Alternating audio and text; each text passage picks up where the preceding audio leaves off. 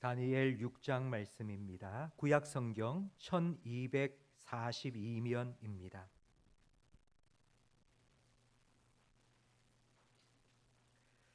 구약 성경 1242면 다니엘 6장 1절부터 10절까지 저와 성도님들 한 절씩 번갈아 가며 읽겠습니다.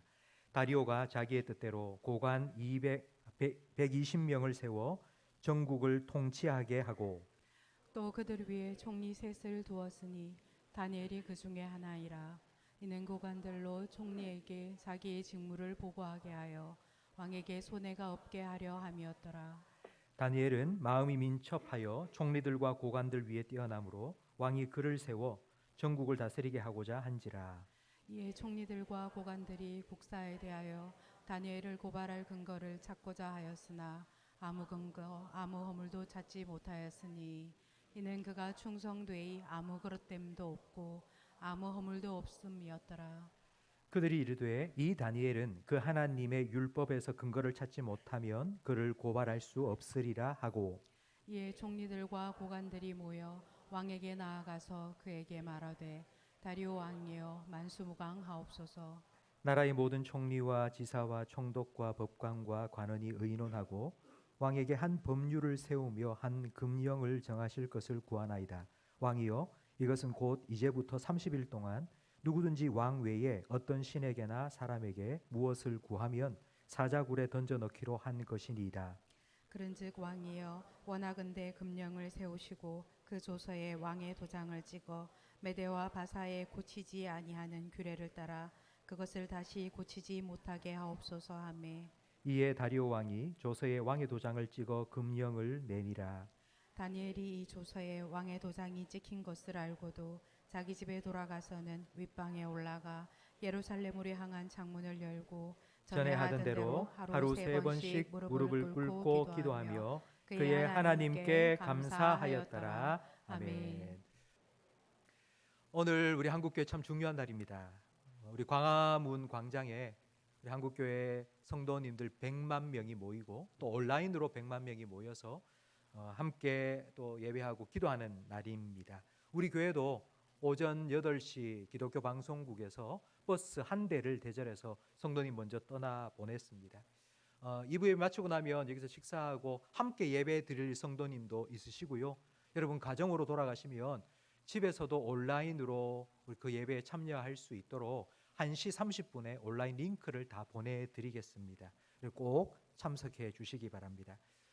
왜 오늘 우리 한국교회가 모여야 하는지 2주 전에 그 이유에 대해서 여러분에게 말씀을 드렸습니다.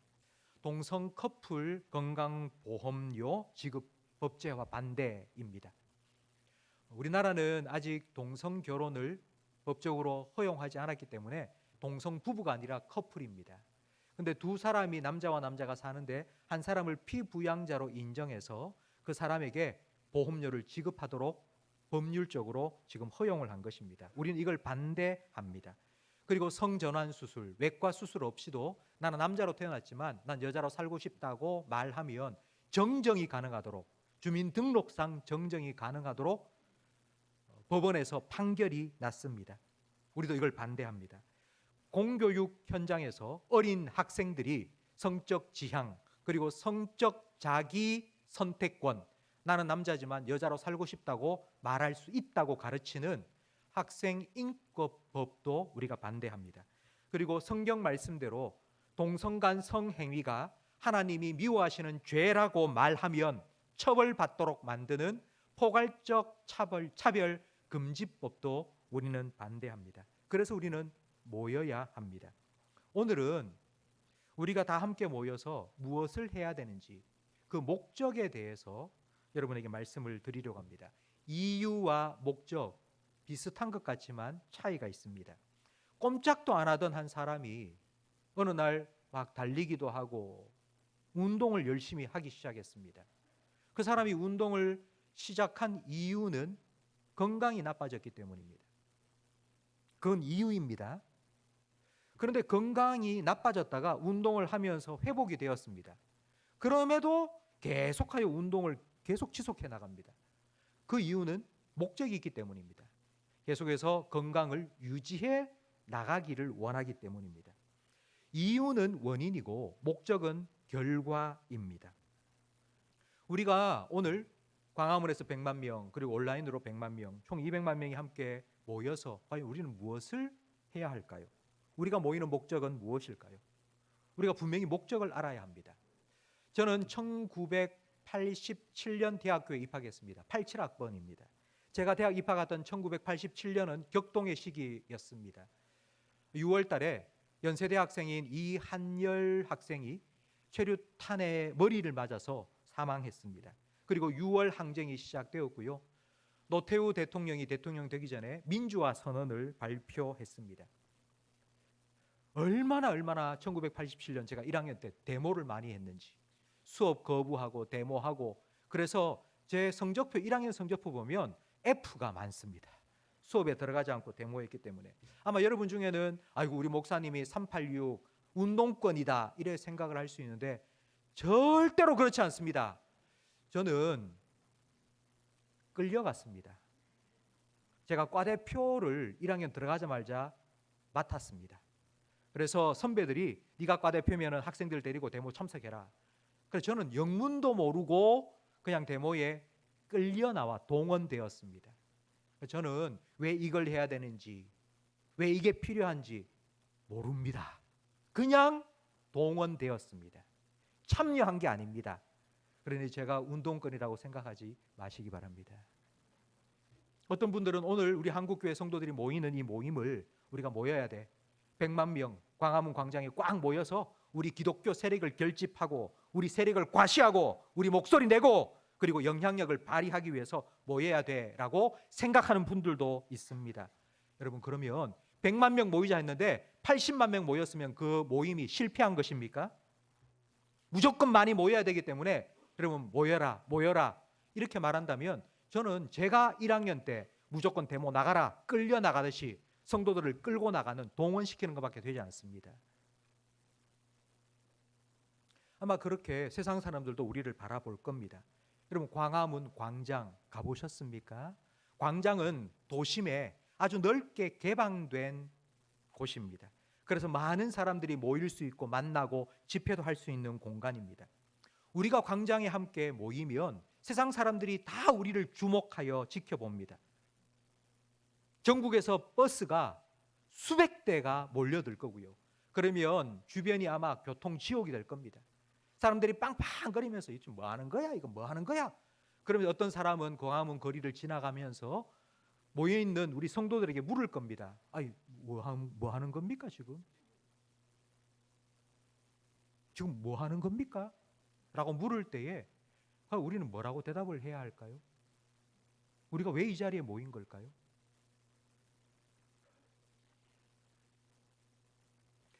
우리가 오늘 모이는 이 집회의 명칭은 1027 한국교회 연합 예배입니다. 우리가 모이는 첫 번째 목적은 하나님을 예배하기 위해서입니다. 성경은 우리에게 두 가지를 가르쳐 줍니다. 그 두 가지가 하나님과 사람에 대해서 가르쳐 주는 겁니다. 하나님은 우리를 위해서 무엇을 하셨는지 가르쳐 주고요. 그리고 우리는 그 하나님께 무엇을 해야 하는지를 가르쳐 주는 것이 성경입니다. 성경의 내용을 딱 한마디로 말하면 하나님은 우리를 구원하셨고 우리는 하나님을 예배해야 된다는 것입니다. 예배는 성도의 의무인 동시에 특권이기도 합니다. 역대하 16장 9절 말씀을 화면을 보면서 함께 읽겠습니다. 여호와의 눈은 온 땅을 두루 감찰하사 전심으로 자기에게 향하는 자들을 위하여 능력을 베푸시나니. 하나님은 지금도 온 땅을 두루 감찰하고 계십니다. 하나님이 찾으시는 분이 있어요. 찾으시는 사람이 있어요. 전심으로 자기에게 향하는 자를 찾으세요. 전심으로 자기에게 향하는 자를 우리는 딱 한마디로 예배자라고 말합니다. 성도 여러분, 오늘 우리 100만 명, 온라인으로 100만 명, 200만 명 함께 2시에 광화문에 모여서 하나님을 예배하는 우리 한국교회 성도들이 하나님께서 찾으시는 그 예배자가 될 수 있기를 예수님의 이름으로 축복합니다. 오늘 지금 이 자리에 모여서 예배하는 여러분이 하나님의 눈에 띄는 그 예배자가 되시기를 예수님의 이름으로 축원합니다. 우리가 이렇게 하나님을 예배하면 하나님께서는 하나님의 능력을 우리에게 베풀어 주시겠다고 말씀하십니다. 이 말은 이런 의미입니다. 우리가 하나님을 하나님으로 인정하면 하나님께서는 하나님의 하나님 되심을 우리에게 나타내 주신다는 뜻입니다. 돋보기로 종이에 불을 붙인다고 한번 생각해 보십시오. 어떻게 해야지 돋보기로 종이에 불을 붙일 수 있겠습니까? 이렇게 할까요? 이렇게 할까요? 이렇게 할까요? 이렇게 할까요? 아무 소용이 없습니다. 이건 헛짓입니다. 햇빛과 돋보기가 먼저 초점이 맞추어져야지만 종이에 불을 붙일 수 있습니다. 우리가 우리끼리 모여서 험한 일을 많이 해도 그건 뻘짓이 되고 헛짓이 될 수 있습니다. 하나님께 우리의 초점이 맞추어져야지만이 우리가 살아가는 우리의 가정에 그리고 우리 일터에 우리를 통해서 하나님의 능력이 나타나고 하나님의 일하심이 나타나게 됩니다. 성도 여러분, 여러분이 여러분의 초점을 하나님께 맞추면 하나님께서는 여러분을 통해서 여러분의 가정과 일터에 하나님의 일하심을 드러내겠다고 약속해 주셨습니다. 여러분들이 하나님을 예배하는 예배자가 되면 여러분이 하는 일이 사람의 일로만 끝나는 것이 아니라 하나님의 일하심으로 나타나게 될 줄로 믿습니다. 이게 하나님께서 예배하는 자들을 찾으시는 목적입니다.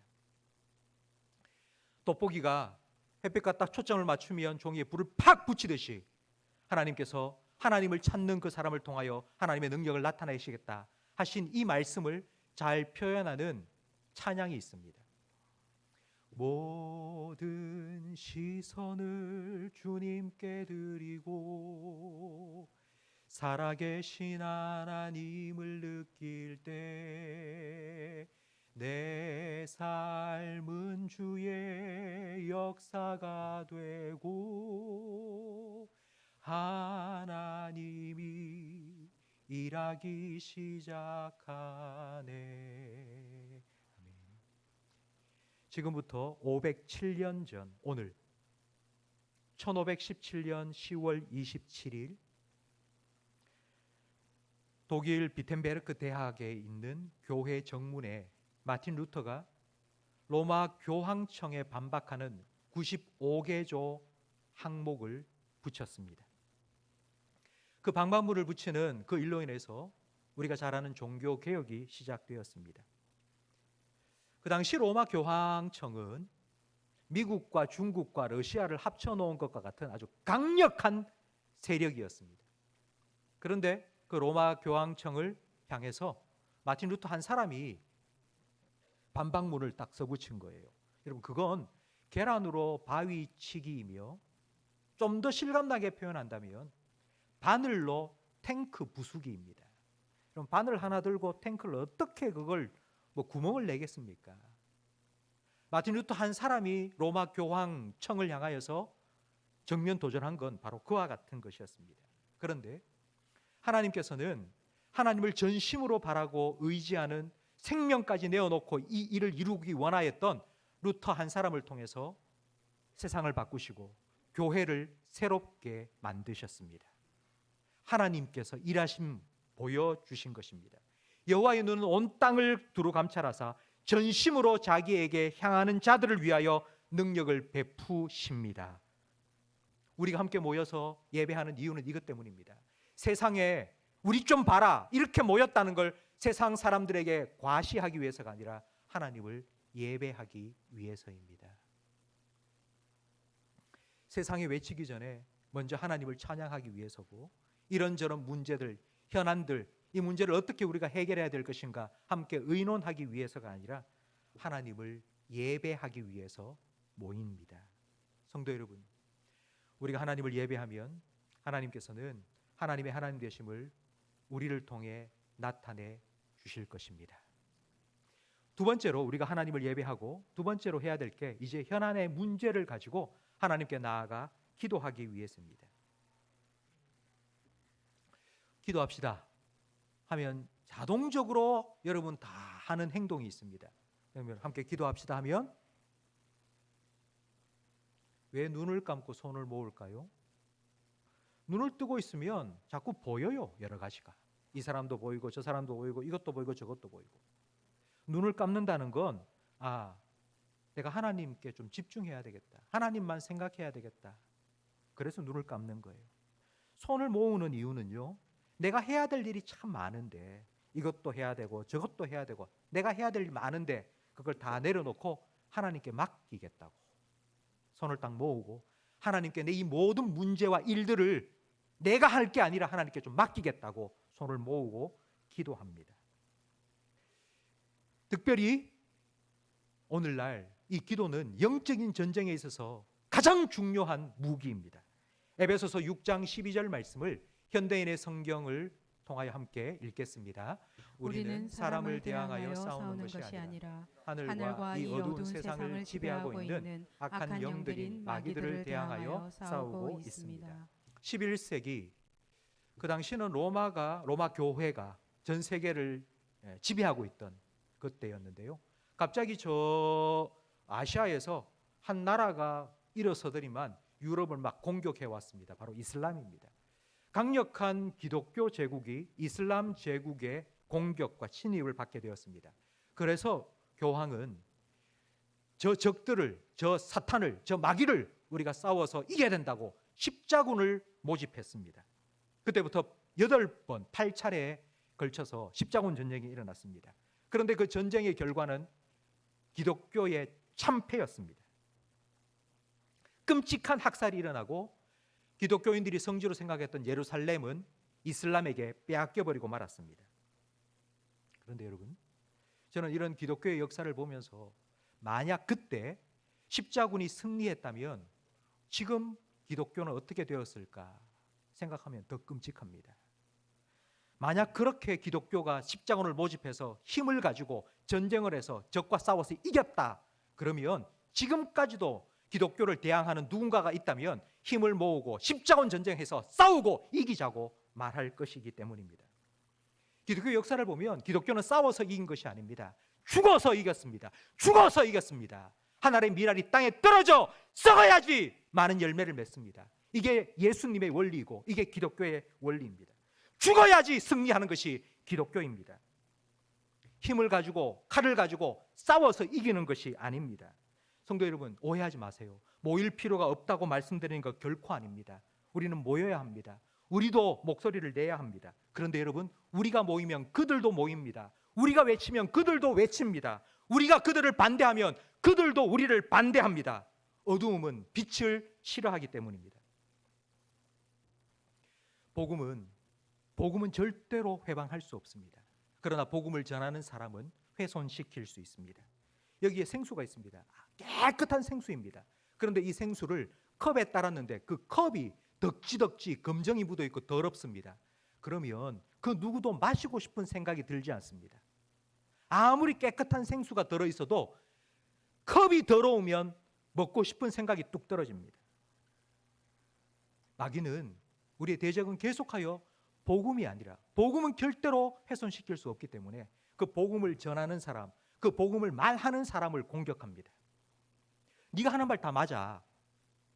네가 하는 말은 다 맞는데 너는 그 말하는 대로 살고 있어? 네가 그렇게 안 살고 있으면 그런 말을 하는 건 네가 잘못된 거든지 네가 말하는 그 말이 잘못됐거든지 둘 중에 하나겠네 라고 공격을 하는 것입니다. 얼마 전 인사청문회가 있었습니다.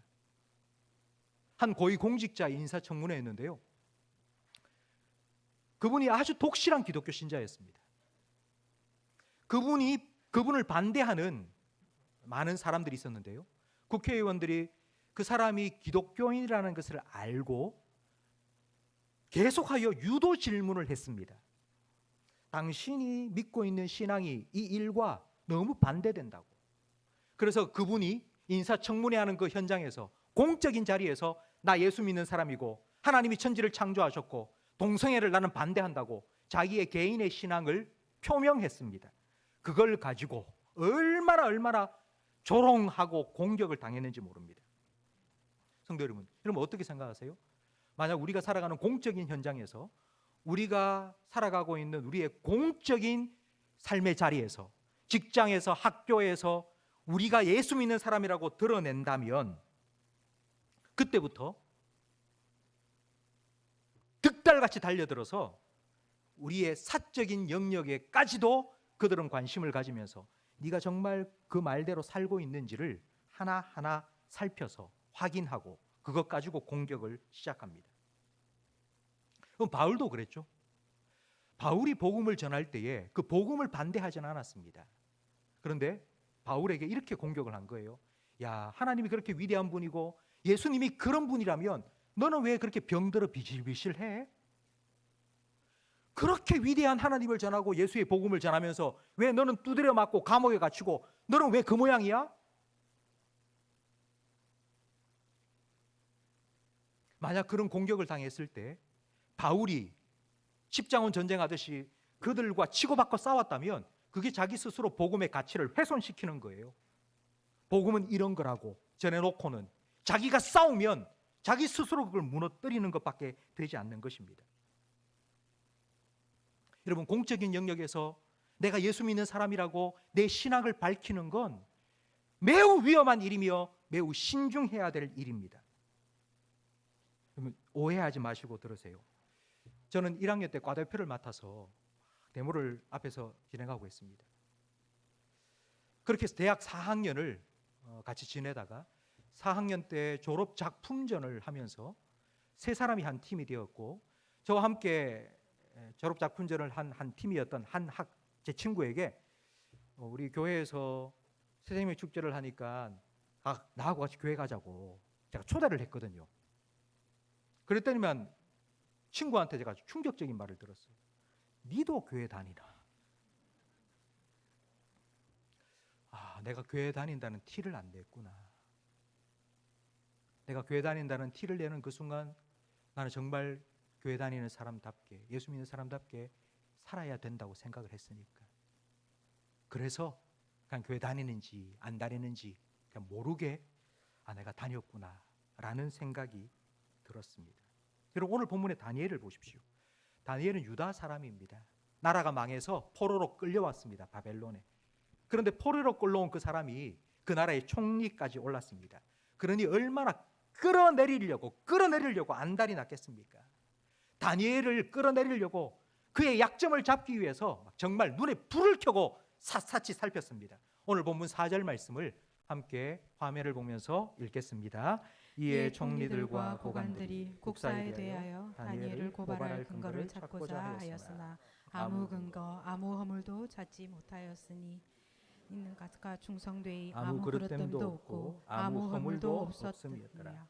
그들이 이르되 이 다니엘은 그 하나님의 율법에서 근거를 찾지 못하면 그를 고발할 수 없으리라 하고. 여러분, 고위직은 실력이 아니라 실수에 의해 결정됩니다. 고위직에 오를 만한 사람은요, 정말 1%의 실력과 학력과 능력을 가진 사람들입니다. 그 사람들이 실력이 없어서 낙마하는 게 아니고 실수하고 잘못한 게 있기 때문에 낙마하는 거예요. 다니엘의 대적들이 다니엘을 얼마나 샅샅이 살폈겠습니까? 혹시 청탁을 받았나? 탈세는 안 했나? 어떤 개인적인 비리는 저지르지 않았나? 근데 아무런 근거도 없고 허물도 찾지를 못한 거예요. 여러분, 다니엘은 16살 때 포로로 끌려왔어요. 그리고 지금 80이 될 때까지 60년 동안 그 자리를 지킨 거예요. 어떻게 이런 삶을 살 수 있겠습니까? 아무리 살펴봐도 그가 하는 일을 아무리 뒤져봐도 오점이 없는 거예요. 허물이 없는 거예요. 여러분, 이게 가능합니까? 이런 삶이 어떻게 가능할 수 있단 말입니까? 도대체 다니엘은 뭐 어떻게 살았길래 이런 삶을 살 수 있단 말입니까? 참 감사하게도 우리 대신 이 다니엘의 삶을 조사해 준 사람들이 있어요. 다니엘의 대적들이에요. 도대체 이게 뭐 어떻게 이렇게 살지? 살펴보니까 하루에 3번 딱 어느 시간만 되면 일하다가 말고 집으로 가는 거예요. 저거 낮잠 자러 가나? 그리고 가보니까 위층에 올라가서 문을 활짝 열고는 꿇어 엎드려서 기도를 하는 거예요. 자기 신에게 기도하는구나. 하루에 3번. 다니엘이 믿고 있는 신이 이 다니엘을 지켜줘서 그런가 보다 라고 생각을 하고는, 그래, 다니엘을 무너뜨릴 방법은 요거밖에 없다. 기도를 못하게 하자. 그래서 왕에게 이렇게 제안을 한 거예요. 왕이요, 30일 동안만, 뭐 길게도 말고 딱 30일 동안만, 딱 30일 동안만 왕 외에 다른 사람이나 신에게 기도하면 사자 밥이 되도록 만들어 주세요. 그 법령을 정하십시오.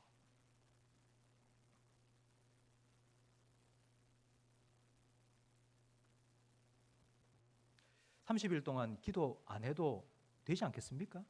그동안 기도 참 많이 했는데. 다니엘은 10절 말씀을 함께 읽겠습니다. 다니엘이 이 조서에 왕의 도장이 찍힌 것을 알고도 자기 집에 돌아가서는 윗방에 올라가 예루살렘으로 향한 창문을 열고 전에 하던 대로 하루 3번씩 무릎을 꿇고 기도하며 그의 하나님께 감사하였더라. 숨어서 기도하든지, 화장실에 숨어서 기도하든지, 아니면 뭐 이렇게 기도를 하든지 그래도 되지 않습니까? 근데 문을 활짝 열어놓고 늘 하던 대로 그 30일 동안 사자밥이 될지도 않으면서 기도한 거예요. 여러분, 프랑스 혁명 때 화난 군중들은 빵이 아니면 죽음을 외쳤고요. 패트릭 켈리는 자유가 아니면 죽음을 이라고 외쳤고요. 다니엘은 기도 아니면 죽음을, 기도가 아니면 죽음을 외쳤습니다. 왜냐하면 다윗은 이 기도 때문에 지금까지 그렇게 살아올 수 있었기 때문입니다. 다니엘이 도대체 뭘 기도했을까요? 여러분, 다니엘이 총리가 되어서 왕과 그리고 자기가 다스리는 백성들 앞에서 나 교회 다녀, 나 교회 다녀, 나 예수 믿는 사람이야, 나 하나님 믿어, 이렇게 막 떠벌리고 다닌 거 아닙니다. 다니엘이 기도한다는 건 골방에서 기도한 거예요. 그걸 사람들이 조사해서 겨우 하루에 3번 저기 가서 집에 가서 기도하는구나, 자기가 사적인 영역에서 무릎 꿇고 기도한 거예요. 사람들이 조사를 하지 않았다면 그 사람이 기도할지 안 하는지도 몰랐을 거예요. 그럼 도대체 다니엘이 무슨 기도를 했을까요?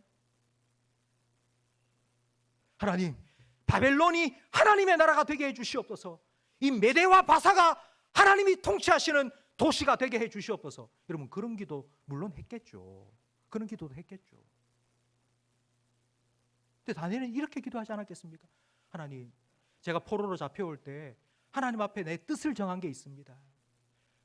여기는 이방 땅이고 저는 하나님 믿는 백성인데 제가 우상에게 절하지 않고 정말 하나님 믿고 하나님 섬기며 하나님 앞에서 거룩한 사람으로 살고 싶은데요, 하나님 제발 이 뜻 좀 지키게 해주세요.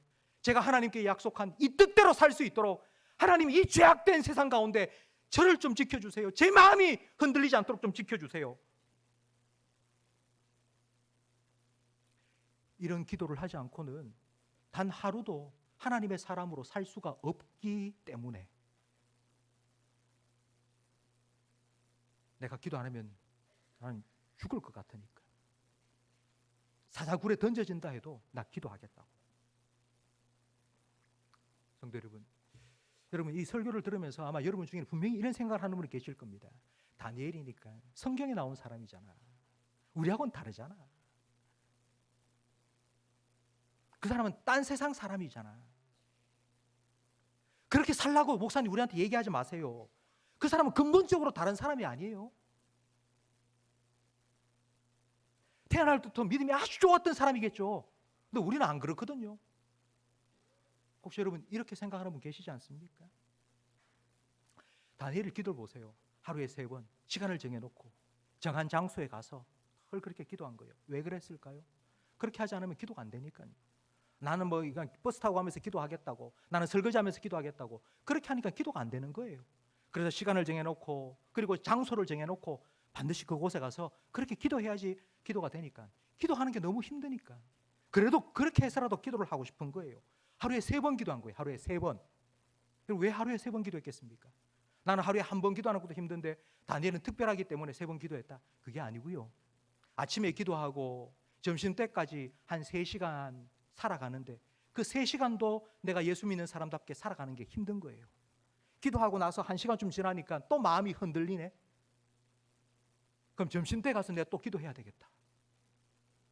점심때 기도하고 나서 또 한 3시간 업무를 보는데 그 3시간 동안에 마음이 또 흔들리네. 여러분, 다니엘이 대단한 사람이 아니고요, 다니엘은 너무 연약한 사람이었기 때문에 기도를 하지 않고서는 하나님 사람으로 하나님 사람답게 살 수 없었다는 것을 알았기 때문에 기도하고 또 기도한 거예요. 이렇게 다니엘은 기도로 하나님을 찾았고 하나님께 그의 삶을 맡겼고요, 하나님께서는 그 다니엘을 통해서 하나님의 일을 그 땅 가운데 이루어 가셨습니다. 성도 여러분, 오늘 우리 한국교회 성도들이 100만 명 광화문 광장에 모이고 온라인에 함께 모여서 우리가 이렇게 예배하고 기도하기를 원합니다. 성도 여러분, 저는 여러분에게 부탁드리고 싶습니다. 이게 한 번의 이벤트로 끝나는 것이 아니라 저는 이 목적이 다시 한번 우리 마음속에 좀 새겨졌으면 좋겠어요. 우리가 이 모인 이 시간을 통해서 이걸 계기로 해서 우리가 이렇게 예배하는 사람들이 되고 이렇게 기도하며 살아가는 그런 하나님의 사람들이 되기를 원하는 마음으로 여러분 온라인 예배에 참석해 주시기 바랍니다. 제가 대학교 1학년 때 과대표가 되어서 데모 막 동원하고 끌려가서 막 하고 했다고 그랬죠. 그때 데모를 하고 막 다니면요, 중앙도서관 앞에 솔밭이 있습니다. 그 솔밭에는요 막 민주하고 동참하라, 민주하고 동참하라, 쾌쾌한 체류탄 가스 냄새가 확 있는 그 솔밭에 한 20명 정도 학생들이 모여 앉아서 기도를 하고 있는 거예요. 우리는 데모하면서 기도하고 있는 사람들을 보면서 제 마음속에는 이런 마음이 솔직히 들었습니다. 근데 여러분, 지금 제가 목회를 하면서 생각해 보니 앞에 서서 외치는 사람들보다도 그 사람들이 지나가면서 조롱하고 보고 있는 그 속에서 무릎을 꿇고 하나님께 나라를 위해서 기도하고 있는 그분들의 용기가 더 대단한 거더라고요. 다 보고 있는데, 다 외치고 있는데 그 자리에서 앉아서 하나님 이 나라를 위해서, 하나님 이 학교를 위해서, 이 청년들을 위해서 기도한다는 게 그건 대단한 용기입니다. 대단한 믿음입니다.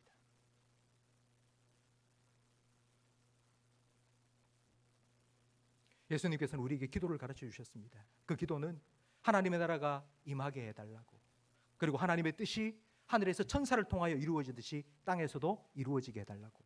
그럼 하나님의 나라가 어디에 임해야 할까요? 성도 여러분, 여러분이 살아가는, 여러분이 하나님 백성으로 살아가는 여러분의 삶의 자리에 하나님의 나라가 임하기를 축복합니다. 하늘에서 천사들을 통해서 하나님의 뜻이 이루어지듯이 여러분이 살아가는 가정과 일터에서 여러분을 통하여서 하나님의 뜻이 이루어지기를 주님의 이름으로 축복합니다. 우리가 예배하고 우리가 기도하는 이유가 바로 여기에 있습니다. 오늘 오후 2시 우리 한국교회가 함께 모여서 우리 모든 성도들이 하나님을 예배하고 하나님께 기도할 때에 하나님께서 우리의 예배를 받으시고, 그리고 하나님께서 우리의 기도를 들으시고 우리를 통하여서 세상이 변화되어야 되고 정치인이 변화되어야 되고, 그들이 먼저 변화되기 전에 먼저 내가 변화되고 교회가 변화되고 우리 그리스도인들이 변화되어서 이 땅 가운데 참된 하나님의 나라가 임하는 그런 하나님의 은혜가 있기를 함께 예배하고 함께 기도할 수 있는 우리 모든 성도님이 되시기를 주님의 이름으로 축복합니다.